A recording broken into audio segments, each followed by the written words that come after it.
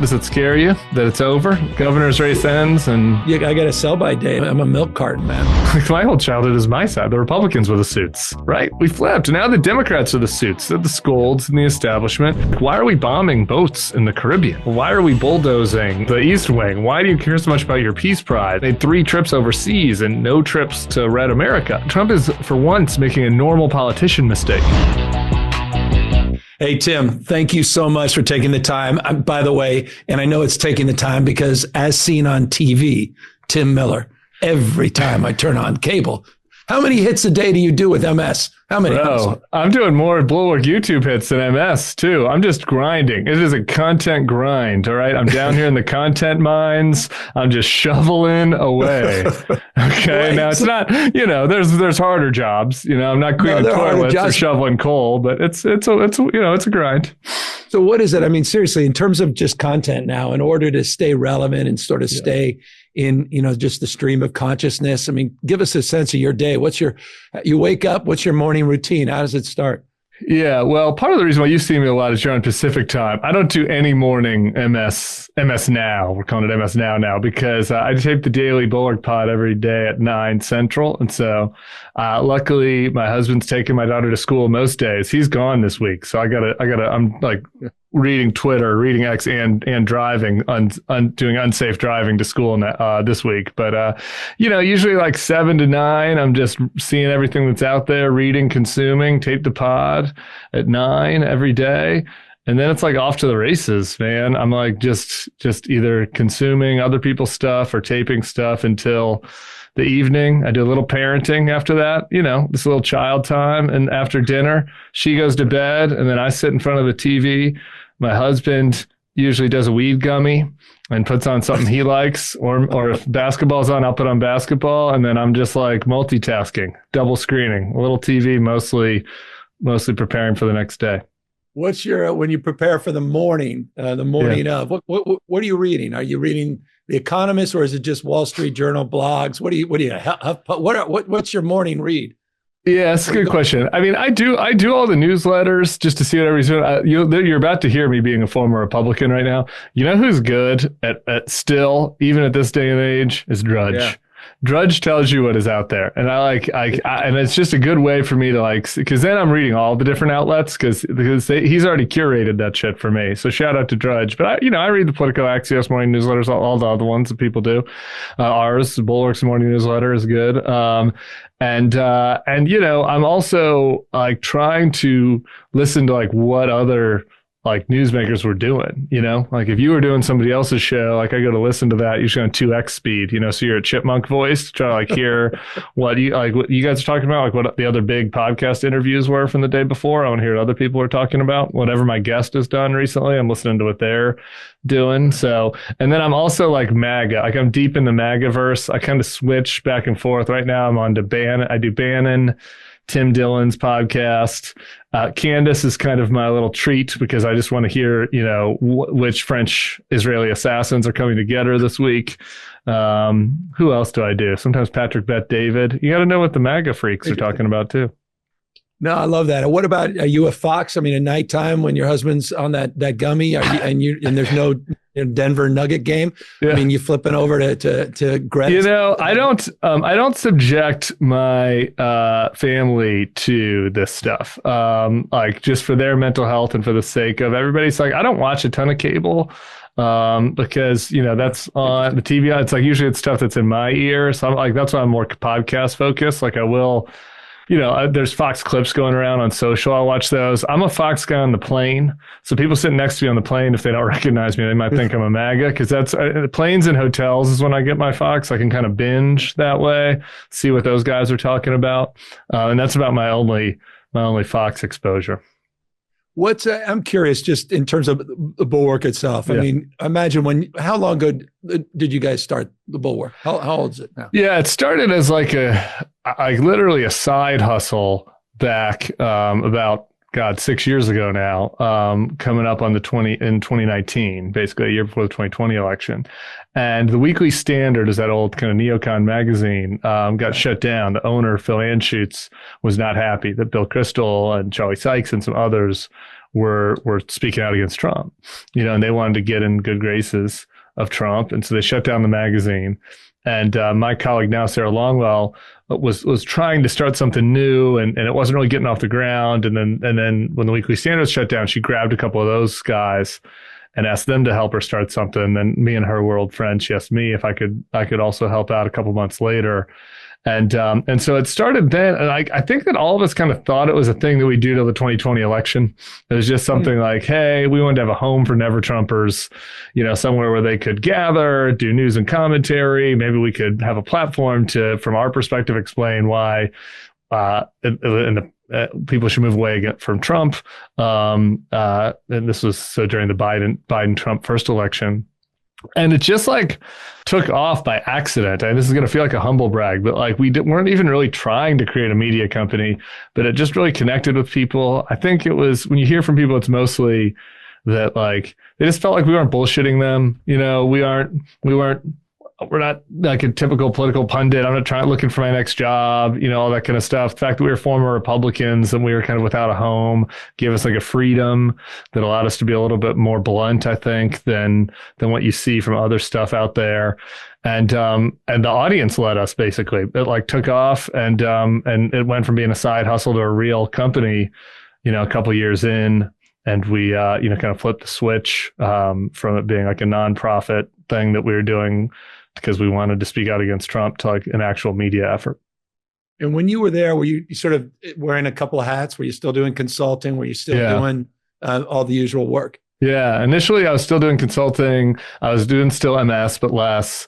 I was a guest person on the circus. So I was doing some media stuff, but I had some PR clients, and then I had some political clients. Like I said, it wasn't a tradition. I didn't really see myself as a media person or a journalist at the time. In 2020, in addition to doing the Bulwark, I was doing Republican Voters Against Trump, which was the full-time job. I was I was a political director of that, and we did that was more of a grassroots effort to get videos from people who used to be Republicans to explain why they weren't voting for Trump in 2020.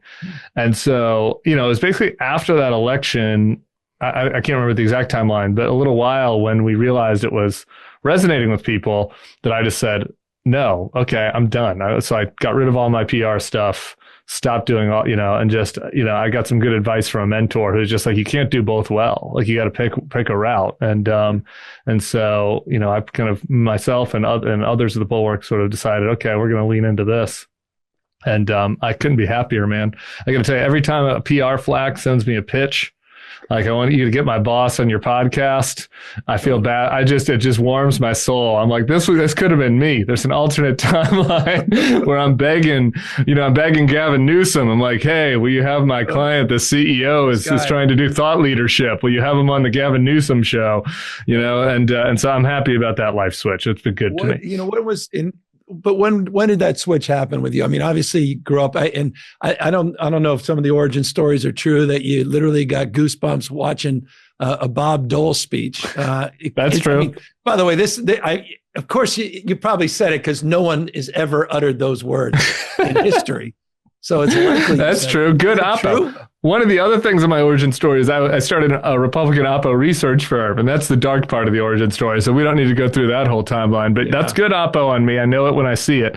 It was true, man. I told that story, I think, in part because I think that everybody that there's a reason that I think people are cynical about politics, is because a lot of people in politics are cynical, and they become cynical over time. But pretty much everybody that gets into politics got into it because at the start there was a little ember of something that was real. And it was a little bit for Bob Dole for me. I mean, I'm a little cheeky, but I did get goosebumps watching Bob Dole. I do remember that. But I believed in the America is a shining city on the hill. We free markets and free people, and back-to-back World War II World War champs, and all that. I believe that. As a young Republican, I was into that part of that. America is great, and that we should try to live up to the ideals that the country has espoused. And Bob Dole did that in his speech, and so did all the Republicans in their convention speeches that I watched as a kid and then growing up. And I think that to me was the thing about Trump was like it brought back a little bit of my earnestness because, you get into politics, you start working for candidates, you start spinning on behalf of them, you start bullshitting on behalf of them, you care more about winning, losing the game of it than you care about why you got into it. I think this happens to a lot of people. And Trump got in there and I was like, wait a minute. All the reasons that I was earnest about this at the start, he's not for any of those things. He's shitting on all of those things, And I think that in some way that was, I hate to give Trump credit for anything, but that was a gift to me to kind of get me, I think, back focused on the things that I actually genuinely cared about rather than in the stupid politics of politics.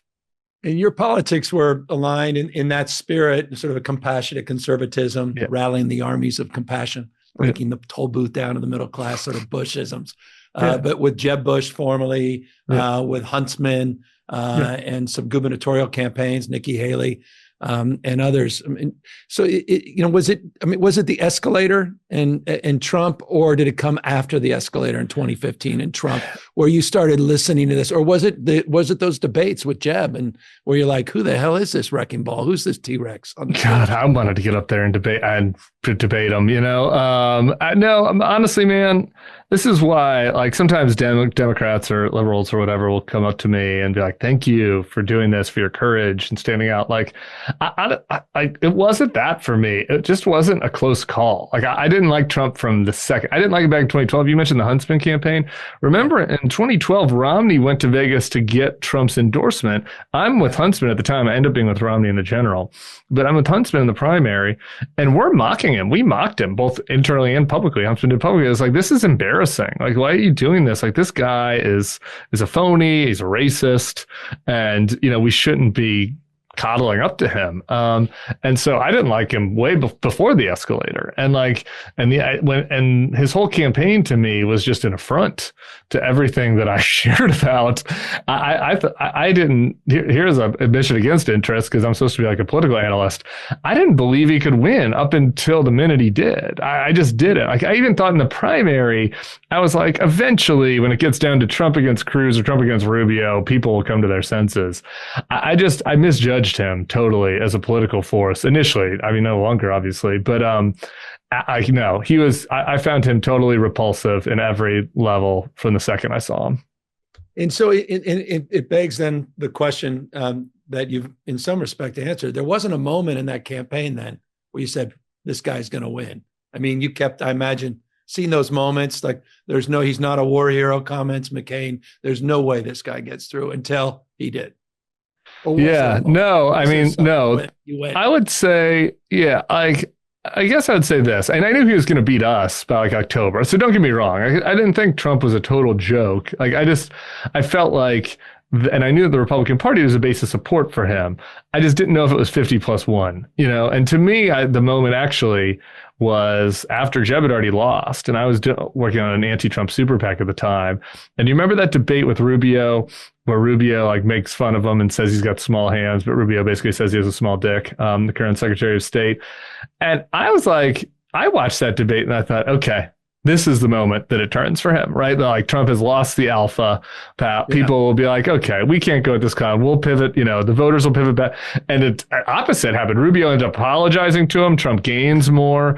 And for me, it was at that moment, I was oh man, he's going to win the primary for sure. And the general, and he did lose the popular vote in the general. I think that the thing that I missed looking back, because there was never a moment I thought Hillary was going to win. I'll just admit it. The thing that I missed is that I thought that there's always this thing I went back to in 2012 after Romney lost, where Stuart Stevens, who's a fellow never Trumper, was Romney's chief strategist. He said during our kind of autopsy process, he's look, Romney got the same amount of the white vote that Reagan got in his landslide election, and he lost. And he's there's not that much more juice to squeeze out of the white vote. We're maximizing. We got to do better with voters of color. And so I just kind of thought that Trump was never going to be able to get, enough vote from minority communities. And little did we know in 2016 that the white vote, we weren't even close to the max. Like Trump got a working class white vote that was just off the charts. And he just totally changed how, the coalitions. And then obviously in 24, we can talk about this. He ends up doing better with working class black and brown voters too. So for me, like that, I just misjudged, that whether there'd be enough votes for somebody like him. It was a total mistake. I want to go back to his appeal and try to get a little forensics in terms of your own deeper relationship to understanding the why he's as successful as he is. But I'm curious, you wrote a book, best-selling book, and it was humorous book. It was very insightful book. It was universally praised for being just self-critical and honest and reflective in terms of just the mask that so many people put on. And a lot of people's faces grew into them. Yours didn't necessarily grow into it. You felt some complicity as a Republican, but you started to recognize these larger trend lines and these deviations from sort of traditional conservatism and the like. But walk us through that. Just, I know this is old territory for you, and I don't want to pave over the cow path over and over on this, but I am curious, just your own reflections on just why others decided to sell. I don't want to say it, but I got some knee pads behind me, the Trump signature series knee pads. Yeah. Why they decided just to bend the knee, sell out. You wrote about it, but maybe you can illuminate us a little bit more. Sure. I focused on the DC political class. So let me answer that question based on that. I do think it's totally different if you're analyzing voters. Like, why did like regular voters go for him? But like, why did the DC political class get put on the knee pads? And I think back to one of the conversations I had with like a consultant for the book. And he wasn't one of the main characters in the book because he didn't want to go on the record. And he's on background, but I still did a bunch of those interviews anyway, just because sometimes you learn things when people are just telling you the truth if they don't think their name's going to be on it. And he said to me, look, man, he's like, I'm doing ads for Republican candidates. My wife is mad at me. All my friends think, all of her friends think I'm a racist. Like, it's creating problems in our life. Like, everybody's shit talking us. And he's like, I feel like I know he's a clown, but the only choice I have is to like look at the one or two things that I agree with him on, and like really hold on to those and ride herd with him. And I felt like that was like the most revealing conversation I had, because it's like a pretty embarrassing thing to say, actually. He said that and I was kind of like, you realize that I'm still going to know you said this, even though I'm not going to put your name on it. But anyway, I thought it was honest, and it was an honest moment. And I think that there's just a club, like you get into a club in DC and you don't want to have to admit that like your side is the bad side. You want to still have, you want to still have career. Part of it's money, of course, part of it's access to power, part of it's a feeling of relevance. I think particularly for kind of men, their job is so tied to kind of their significance as a person, and their self-esteem. And I think like that was it. It's more of just like a cultural element of DC, where it was like, it was easier for people to say, I'm going to go along with something that I know is bad at some level, than it is to say, okay, I screwed up, I was wrong. Or is it that it is to say, oh man, I'm going to go out into the wilderness. I'm going to go take a different job, that is less important seeming, right? Like, I think that was a lot of it. And you see this with the politicians in Washington too, like they just want to be in the mix. Like, that is the phrase I kept coming back to more than anything. I think that a lot of different careers have different issues. If you're in Hollywood, you want to be famous. If you're in New York in finance, you want to have money. In politics, all of us, we have it, man. I have it. Like, is this kind of sense of, I want to be in the mix. I want to feel like I matter, And sometimes that's more important. I don't know what you think about this, even than like having power, because like having power has like responsibility associated with it, like being around power and like being able to feel like you're, sort of BSing with people and that the inside scoop. That's easy. Like that's feeling important without having responsibility. And to me, there are a lot of different reasons for different people, but that's the one that I think describes why most of these guys stuck around with him. Yeah, I'm reminded just in terms of just the appearance of power, and having power of Havel, who said that when he became president of Czechoslovakia, it degeniused him. He talked about the constraints of office, and that at the peak of his influence, he had the kind of influence that Gandhi had, who never served a day as prime minister, or King never served a day as president, and that was moral authority. And of course, time in jail. He talked about the fact he was more powerful in many respects in jail than he was as president of his reflective country. I'm taking liberties here, but it's in the spirit of what you're saying. In terms of just being in the mix. And one example is, maybe this will resonate with you, but like, I don't know. I think about, there was a quote from Chris Christie, was on like a different podcast. I was listening to him, and he's like, you leave the governor's office and the lights turn off and nobody's calling you anymore. And he's like, and he's talking about it as like, as he's describing it, I think he wants sympathy, but it sounds kind of like sad. It's just like, he's saying like, this was the hardest thing I had to deal with. I had to deal with all this stuff, but like the most hard thing was like, I left Drumthwacket and nobody called me.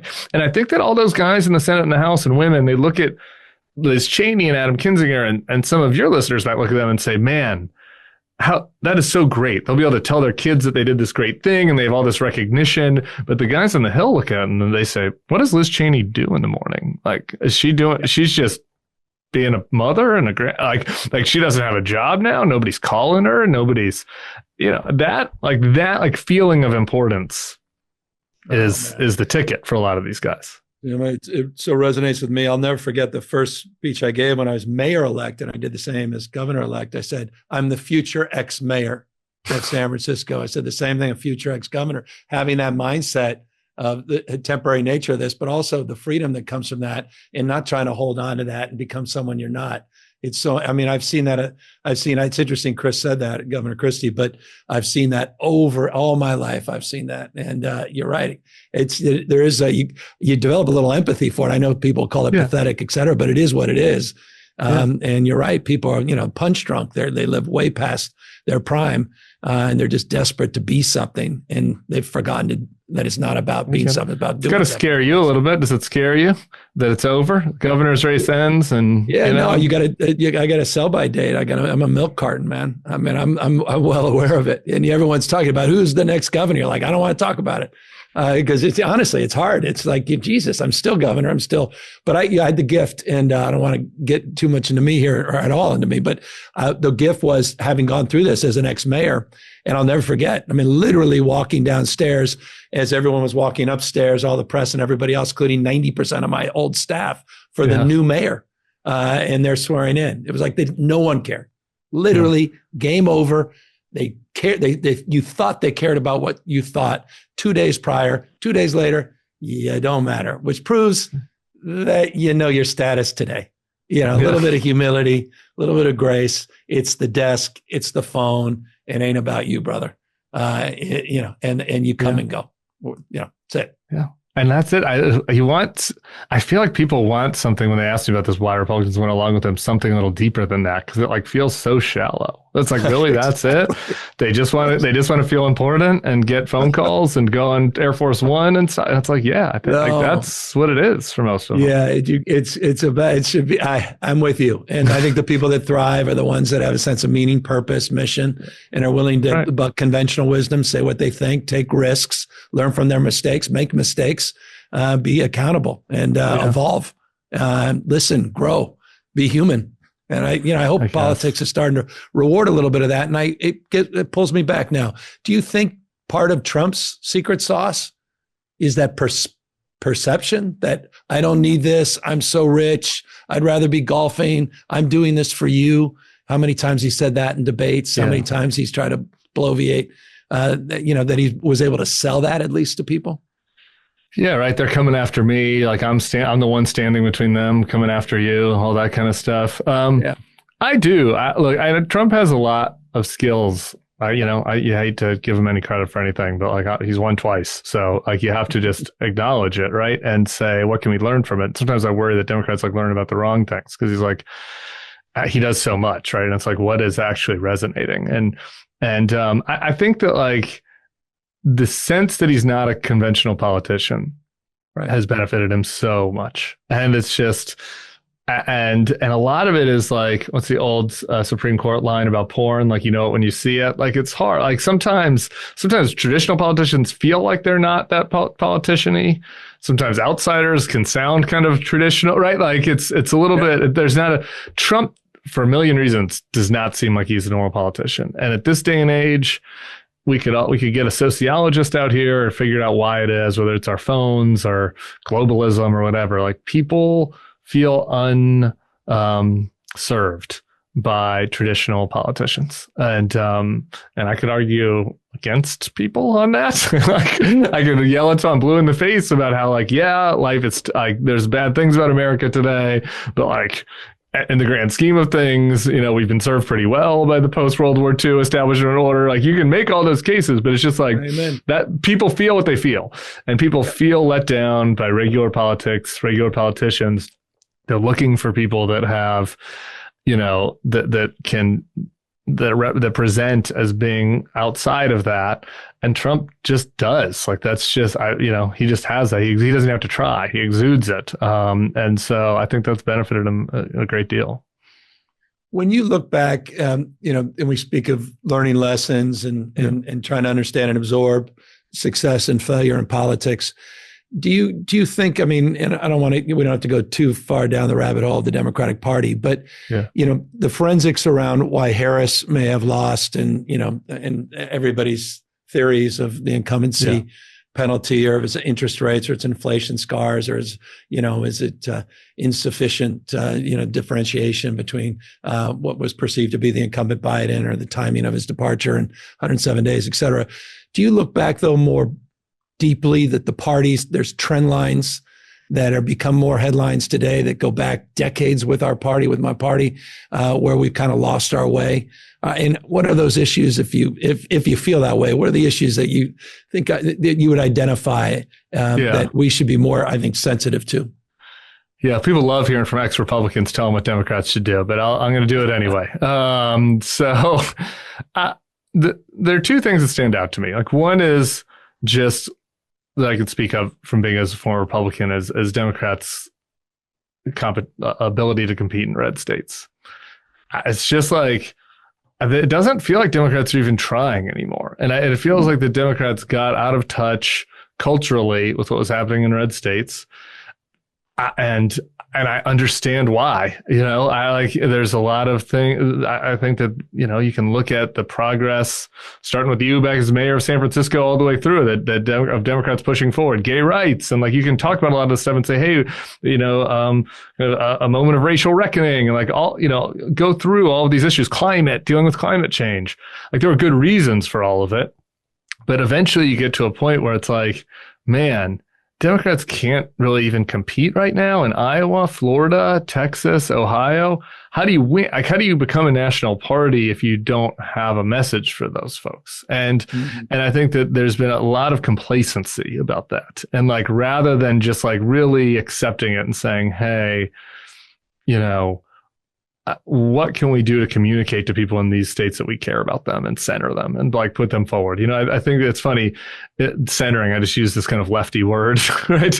And Democrats understand in like every other context the importance of representation and centering of every demographic group except conservative Americans and young men, right? Like, it's like you get why you have to show up in Black communities. You get why you have to show up to talk to, seniors. You get, like, you name the group. Okay, well, show up and demonstrate that you care about Red America. And I just, like, I'm trying to think of who, like, Beto was the last person that I thought, like, actually really tried to do that without, like, losing his center as a liberal or progressive, however he defined himself. He at least showed up, and they knew he showed up. He tried to make it part of his brand. And he only lost by 3 in Texas. It was the best race in Texas they've had. So I think there's something about that, just like showing up and trying. The other thing is just accepting like heterodoxy in general on different stuff. And this is my big thing, man. Like, I got into an argument with our friends at Crooked Media on stage with a bunch of different Democratic strategists when I made the point. I was like, Trump moderated on some things. Like, a lot of Democrats don't want to accept that. Yeah. Abortion, no, it's true. There are a couple of issues where you're right, 100%. And so what did he do, though? He ran against the establishment of the party from the left and the right. He's like, the establishment party has been too weak on immigration and crime and racial, whatever. I'm going to run to the right of them on that.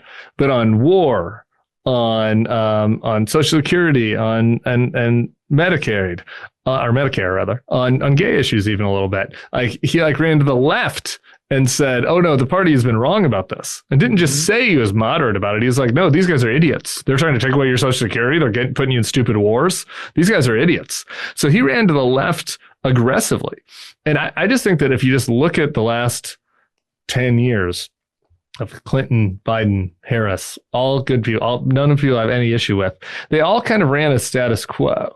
And if you look at the big candidates for Senate and governor's races, most of them all ran as like various versions of like kind of mainstream liberalism, however defined. And I just think that the Democrats, when they think about opening up the tent, it needs to be more than about just like accepting people like me, but like really opening up the tent and like thinking about how you can run against the establishment in certain ways. And whether that's on economics or on foreign policy, you know, you could have somebody on this show that'd be like, really, it goes back to Clinton and corporatism and Democrats should have cared more about working class stuff. Maybe. I guess I'm just saying I'm open to any of those things. But what I would like to see is the Democrats say, okay, people feel like the party is not representing them. We need to run against what the party's been doing to show people that we hear them. And I feel like it could be on a lot of different things. I think maybe it's cultural issues, maybe it's economic issues, maybe it's foreign policy. I don't. What I mean is it gun issues? I mean, where do you see? I mean, just in terms of breaking them down and breaking it down a little bit more pragmatically on sort of a subset of issues. I mean, obviously we get into the whole pronoun issue, the sort of cultural normancy, the issues around trans rights and sports. But I mean, where do you start to see the contours of that, or are we way off? Is it more just the populism of a Bernie and an AOC and Mamdani that meets sort of a Bannon MAGA base? Yeah, I mean, I guess my answer to this is we should try different stuff and see what sticks and like let 1,000 followers bloom, right? And like instead of trying the same thing over and over again, like what's the definition of insanity, right? Like I look at, I would, to answer your question, like if I could make a lab candidate, like if you get into Madden or NBA 2K where you get to create your own candidate. Like if you created your own person, and these are not my personal views. So I'm just assessing what I think would be smart politics. Like I would think that a candidate that has some Bernie-ish, like on economics of saying, hey, we're going to run against the billionaires class. And we're going to, create a new tax bracket for the top 0.1%. And also, by the way, I think that we, should really be supportive of our police and law enforcement. And I'm not just going to say this, but I'm going to make one of the centering things of my campaign that we put a ton of money into the cops, and I have cops behind me on stage when I'm doing events. And also on foreign policy, I think maybe we should, Trump is terrible and irresponsible and he sucked up to all the dictators. But if there's one thing that he's right about is maybe we should spend a little bit less. That's not my politics, by the way, what I just laid out. But like that's something that's like totally different than what we're seeing from Democrats. I mean, you could say people paid lip service to any of that. There's the James Carville op-ed recently where he was like, you should be populist and you should make sure that everybody knows it. And like that is to me like a big thing, right? Like, so I'm less prescriptive on, I think it's just defund the police, or I think it's just, whatever, corporatism or, whatever the typical things you'd hear. It's just woke. Like, I think that it's more just like people want to hear from somebody, like people want to hear from candidates that like are authentic and passionate about what they're passionate about. I guess one example of this is I get like red state Democrats calling me sometimes. They're like, what should I do? What should I do? Nobody ever listens to me. So we'll see. Maybe they will not. I'm saying it on your podcast. I'm like, pick whatever issue it is that you agree with Trump the most on and talk about that all the time. And like, you can be a mainstream Democrat on everybody else, on everything else, but talk about it all the time. Don't just like put it on your page, just maybe be like, this is the one thing the Democrats were wrong about that he was right about. And I think that just as a political strategy seems to me like potentially more fruitful than being very prescriptive about this sort of never ending fight between the Hillary and the Bernie people, What do you make in that context, and so much of it substance and obviously policy that marks a value proposition and a lens to which you see the world, and obviously can connect with voters in that respect, or repel voters depending on that perspective. What about the asymmetry in terms of ability to communicate that message at scale? Yeah. It's one thing to be out there on a stump speech in a town hall, to be Beto is so good in those settings and over and rep. It's another what's sunshined and highlighted, with Rachel Maddow versus what's highlighted with Sean Hannity. And the asymmetry on the Hannity side of that equation, well, maybe not with Rachel, but she's the anomaly. But the dominance they have in terms of those propaganda networks to shapeshift, and to flood the zone in terms of a counter narrative. What do you make of this sort of the communications environment that we're in today? I think I have a little bit of a different view than what some of the others have said on like the Democratic autopsy. I don't think that there's like a huge shortage out there of, and I say this with love, like Democratic propaganda, like pro-Democratic. Yeah. I don't know. I mean, there's a lot of stuff. Frankly, I think that the Biden administration probably could have used more criticism from inside the left media. Probably would have been a more helpful thing for the party than for the Biden administration to have more cheerleaders. Here's where I think the big miss is. I was just looking at this yesterday. We're at the end of the year, so you see all the lists, like the top 10 Spotify podcasts. Neither of us are on there, got to tell you. And we were the number 4 most searched. Okay, congrats. I'll take what I can. Congrats. It's amazing. Congrats. I don't have it in front of me. I'll pull it up when we talk. But here's, and then I'll look at the exact names. But what I observed was that like the right-leaning cultural stuff dominates. It's not like Fox, right? It's not like the top podcasts are not Fox podcasts. It's not like Sean Hannity's podcast. Nobody listens to that. Here we go. I got it right now. Joe Rogan, Theo Von are 1 and 2. Sean Ryan show, which you'll probably have I know. It's been 4 hours with him. Remarkable guy. Yeah, actually, that's right wing stuff. Huberman Lab, that's right wing, and then you've got Tucker, which is more like kind of cultural right stuff now. I mean, like a race of conspiracy land. I mean, Tucker's going so crazy. So there you go. I mean, you look at that, and it's like, well, the Daily is on there. It's the New York Times' podcast, so that's just news, left, kind of center left news, right? It's reality information. So I just look at that, and my takeaway is, man, during the Obama years, I was on the losing side of this one too, because I was a Republican then. Like the Democrats dominated the culture, right? Obama's on ESPN doing his March Madness picks, and like athletes around, and podcasts weren't like proliferating then. But if you looked at like what athletes and musicians and these huge cultural figures, they're all pro-Obama. The Republican response to that was like that pathetic McCain ad that we did, where it was like, "You're a celebrity, you're too popular." It's like, well, yeah, that's how you win votes. But we had nothing, so that's what we did. We tried to make it seem like he had a big ego. So that is the big shift to me. I think that. And Tim, where was that shift? When do you start to see that shift occur? Is it the cult of personality? Is it the shiny object that's Obama and his unique ability to capture that? Is it the shiny object of Trump and his ability to capture that on the flip side? Kennedy Center honors, we can get to that and all the rest. Yeah, a little personality in both, like objectively, Obama. If you just look at the candidates, Obama, McCain, Obama, Romney, Trump, Clinton, Trump, Biden, Trump, Kamala, whatever you think about it, it'd be like, who is like the bigger personality? It was Obama, Trump, right? And so the bigger personality won 4 out of 5. So that's part of it. I think that there was also, and you got into this at the beginning of the year when you were trying to, when you talked to Charlie and others of like, I think that there was a big COVID shift. And I think that there was kind of a backlash. And people were in their home.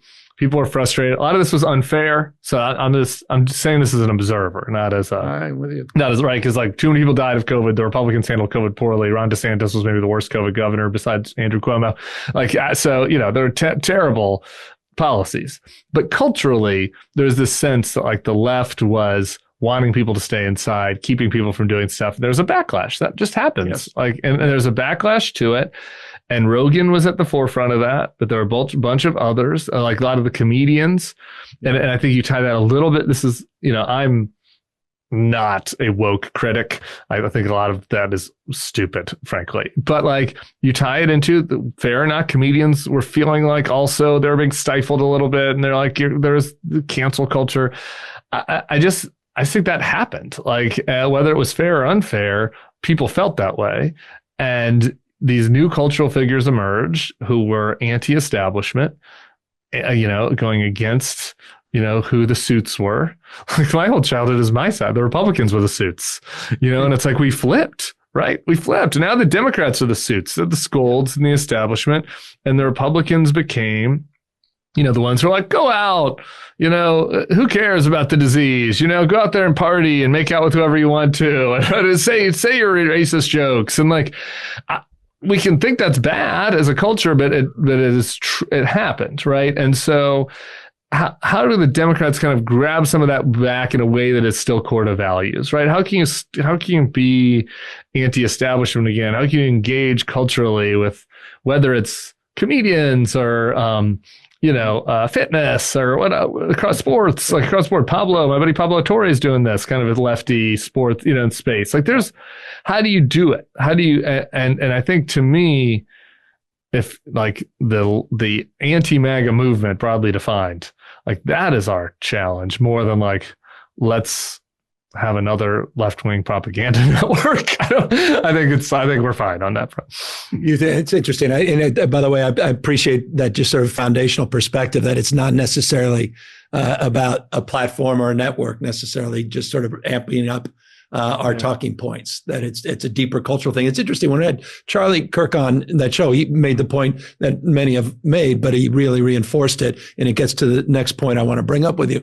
He talked about, politics, this notion of being downstream from culture, but he said it is culture. It had morphed, it had merged. And that extended in a conversation we had about a year ago to the issue of men and boys. And it's an issue I know you focused a lot on. And I was actually surprised. I didn't fully appreciate how much time and energy it focused on Turning Point USA, and how you actually had been to some of Charlie's events and you saw this thing emerging. You certainly absorbed it. Obviously, the rest of us woke up to it. And I hope the Democratic Party is waking up to it. Multi-ethnic, it's not just white men, but young folks, Galloway, others, Richard Reeves, so many that have been writing, talking about this. We've been highlighting this as well and doing a lot in my day job as governor to address this issue. But talk to me a little bit about what you've seen in this space and how we can address that issue in the spirit of our conversation just a moment ago as well. Yeah. I did. Every year I went at the end. I think I'm going to skip it this year. I just can't take it. But I went to their year-end fest, which is called America Fest, which is a Turning Point festival. You ever see the movie Catch Me If You Can? Yeah. I had a little joke with Charlie about how like it was like Tom Hanks and Leo, like they had like we meet every Christmas. It's like we're on opposite sides. And I don't know who was the cop and who was the thief. I guess maybe I was the cop and he was the thief. But whatever. Either way, like it was like we every Christmas, like the week before Christmas, they have that festival. And I went to Arizona and I usually write an article about it, but usually it was like to watch and consume and talk to the teen and be like, what is like, why are you coming to here? Because it was very different than me being a young conservative. Like I was an outlier. I was the Michael J. Fox, Alex P. Keaton, like little briefcase and the blue blazer. And like that was high school conservatives when I was growing up. High school conservatives now, like TPSA events, there were like basically two types of people there. One was there was a very Christian church revival element to it. And then there was also like kind of a fratty party element to it and maybe a little intermingling between the two. But like both of those were coming and they were having fun. Like they had fun at those festivals every year at the end of the year. I never had fun at a single CPAC when I was in college. I never went to a single college Republican event that was fun. Those guys were having fun and women, but it was a lot men. We should just observe. And so, okay. What is happening with that? And I would ask them, a lot of those guys, like, what are the issues that brought you to this? And without a doubt, and the old three-legged Reagan stool, for people who don't know, when I was a kid was, social conservative, fiscal conservative, foreign policy, strong military, tax cuts, and pro-life to short change. Like those would be the three that you'd hear most. This group, opposite. too many wars. I don't want to go into wars anymore.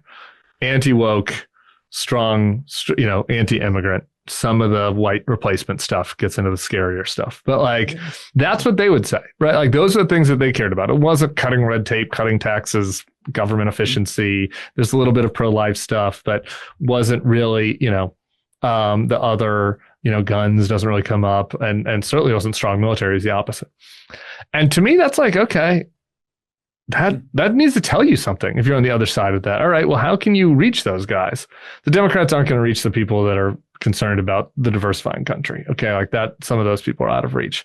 But the other group, like young men who are just feeling, I should have said financial insecurity, getting jobs and stuff. Young men also. Young men who are feeling like it's hard for them to go find a job outside of college, who feel like, the establishment doesn't really care about them anymore, and they only care about every other demographic group except them. They're worried about going off to war. They don't want to be sent off to war. It feels like the Democratic Party should have a message for that person. Like, you know what I mean? Like, they're not, like, some of them are unreachable. I hear from Democrats now, like, why should we do this? Like, why talk to the Charlie Kirk people? Who cares? They're not reachable. It's like, no, there's some of those kids, or the red hat kids, that are going to be MAGA.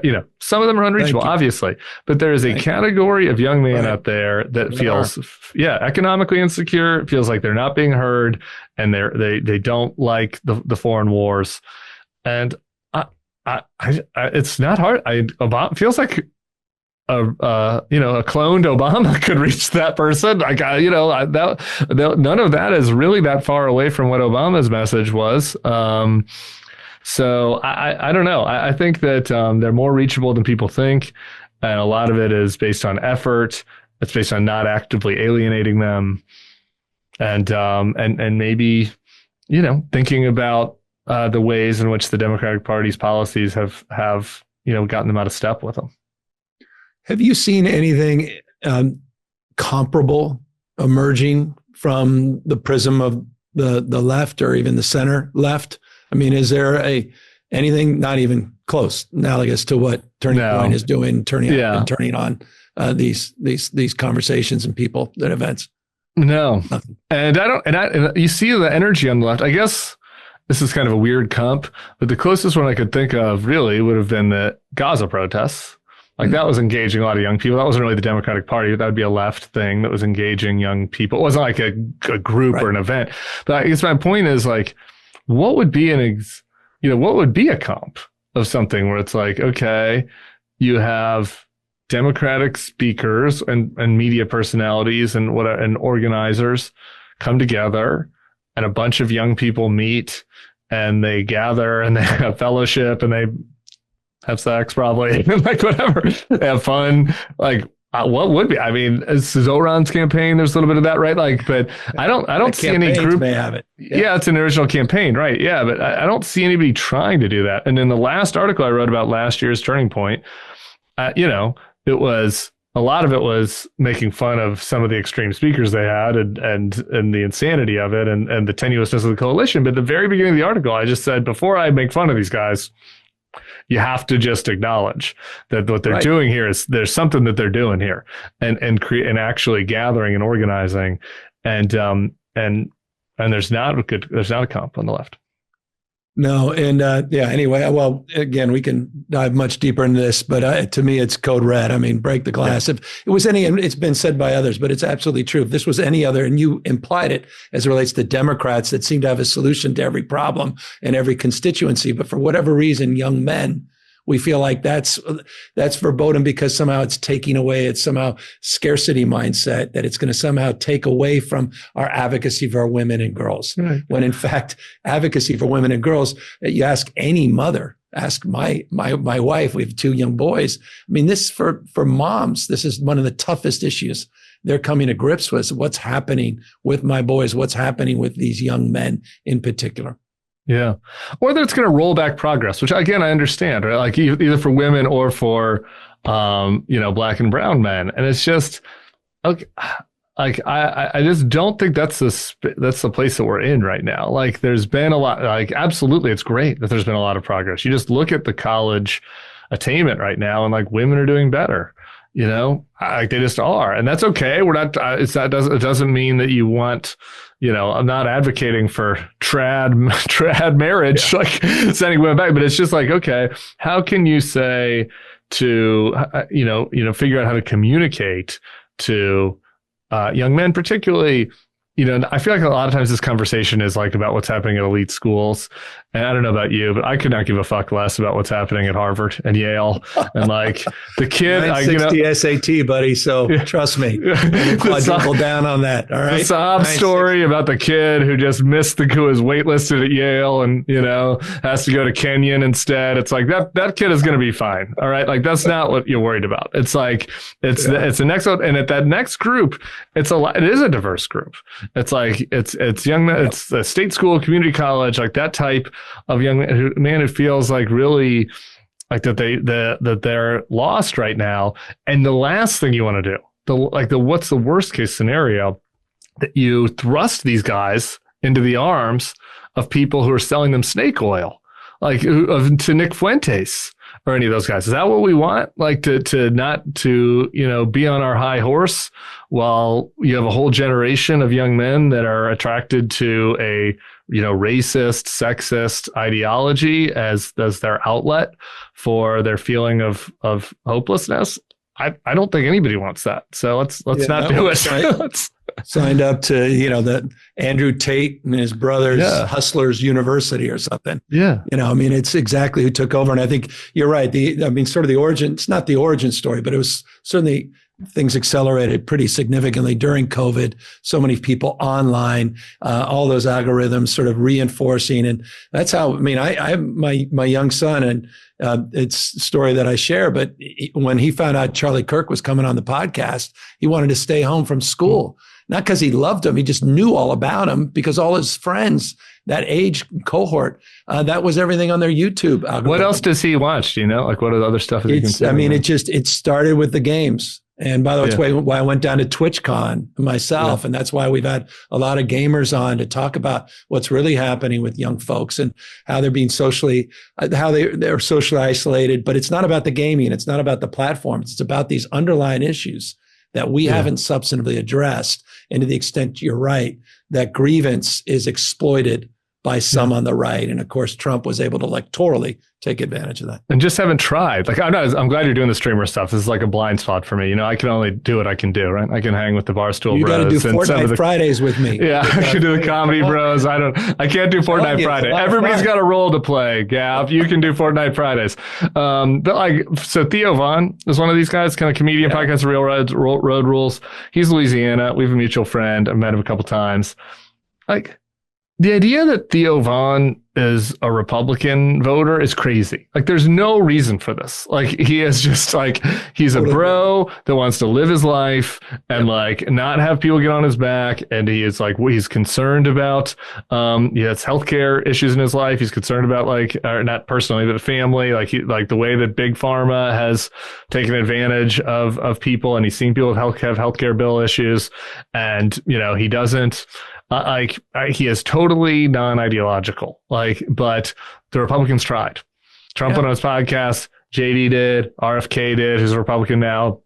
And they worked and we're still negotiating the terms of which questions we're going to be asked. Is it going to be only 45 minutes, not 3 to 4 hours? Made the case to him. And it's and now, they're but he's hanging out with Trump and Ivanka and Jared. It's just why? This didn't have to, it doesn't have to be like this. These people are not ideological. They have concerns that are very well addressable by people that have liberal values if they just were communicated in a certain way and tried. And I go back to the thing I said at the top. It's just use the same lessons you get from reaching out to any, not that these are a marginalized group, but reaching out to any other group. It's just showing up matters. Representation matters. Just do same for these guys. Couldn't agree more. And it's just important. And I want to just pull one more contemporary thread in this conversation, but it's important just to remind everybody that the trend lines as it relates to young folks when we say code red, it's legitimately code red. If you're 30 years old, you're the first generation in the history of this country not doing better than your parents. You're 100%. If you look at college graduation, it's going to be 2 to 1 at the UCs and CSUs here in the next 5 years, women, which is fantastic, but 2-to-1 dropout rates. You see rates, deaths of despair, suicide rates. If you go to a morgue, 5 bodies, 4 of them are men from suicide. And it's all these major issues that are shaping things in more ways and more days. And I don't think, again, my party is doing enough to address AI is probably going to make it worse too, right? I mean, probably. Right? Seems Let's talk about just that economic anxiety just briefly in terms of what it seems now Trump himself is recognizing that he has to reconcile.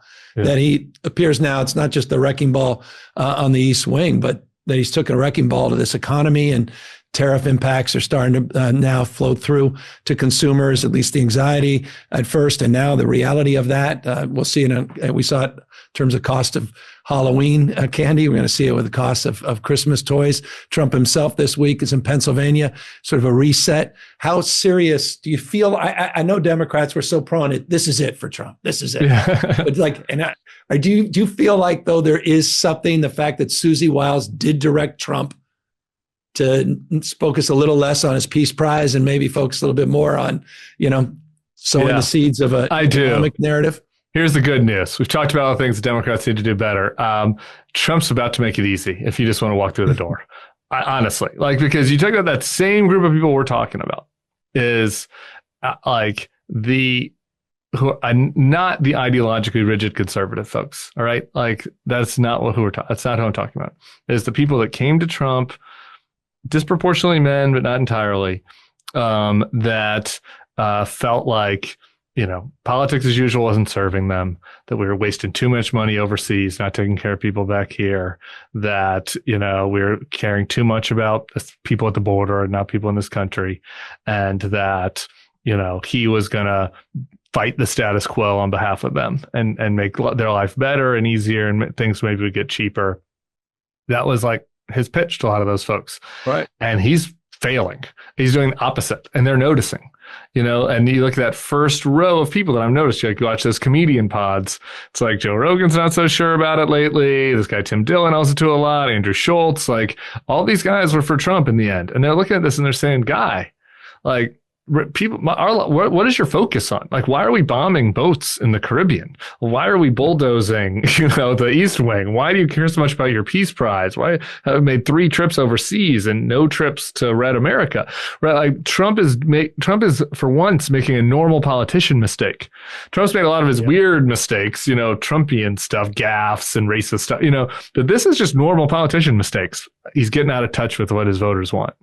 And I think it's very real. And I think that people's economic insecurity right now is real. I think it's going to get worse probably for the combination of Trump's own policies and the AI stuff. I think it's going to make it even more challenging, rather than getting better. And I just think that if those of us that want to move on from this can offer the people that were attracted to Trump an alternative and say, hey, look, he promised you all this. He didn't do it. Rather than be like, oh, we told you so. I was obviously not going to do it. You got fooled. I like to do that from time to time, but I'm a podcaster. The politicians shouldn't do that. You know what I mean? It's okay, instead of that, just be like, hey, look, we heard.